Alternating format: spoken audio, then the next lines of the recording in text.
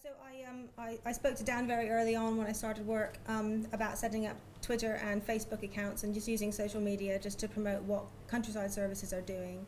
And at the time, none of the other rangers had really, they're all sort of dinosaurs, scared of mobile phones, to be honest. But so I thought I'd just talk a little bit about sort of how I'm using Twitter, how I'm using Facebook, and then if I have time, a bit more. But so I basically use Twitter so that people can see what I'm doing. The idea was when we set it up, it would be sort of like a day in the life of a ranger.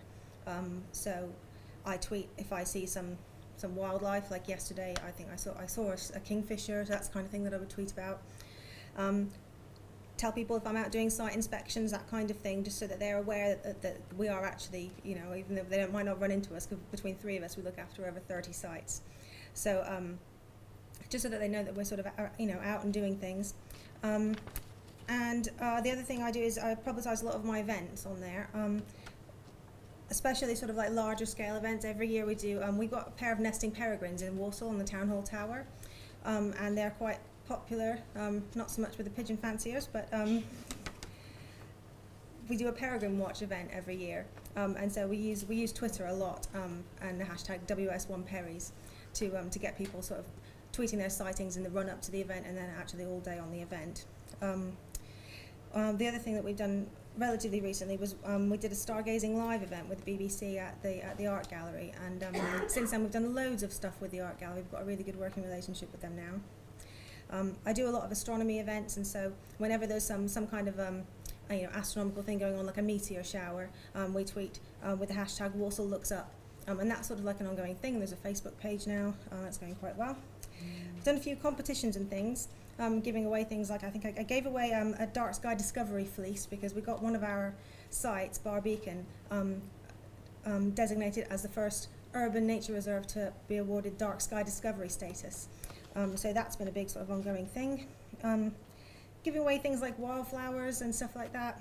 And a big thing is supporting colleagues from organisations like wildlife trusts to, we do a lot of sort of promoting the stuff that the Wolverhampton Rangers are doing, and they do the same thing for us. Facebook, I have a little bit of a different approach to Facebook. I tend to use it in a smaller scale, so for groups of volunteers or for setting up Facebook pages for the friends of a particular nature reserve, and letting them use Facebook to organise events and wildlife surveys and things like that. Projects, for example, this year I'm doing a series of events that we're doing in cooperation with the art gallery, and we're doing that. It's called the Walsall Butterfly Festival, so we're doing loads of butterfly themed events all through the spring and summer, and so we have a Facebook page for that.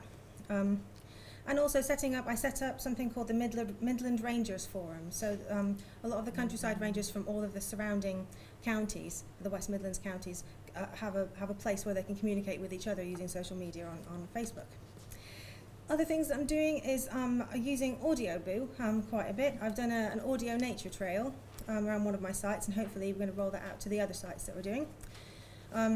And just recording testimonials and stories if I meet somebody on sites, and we do meet a few eccentric characters out when you're wandering through the countryside.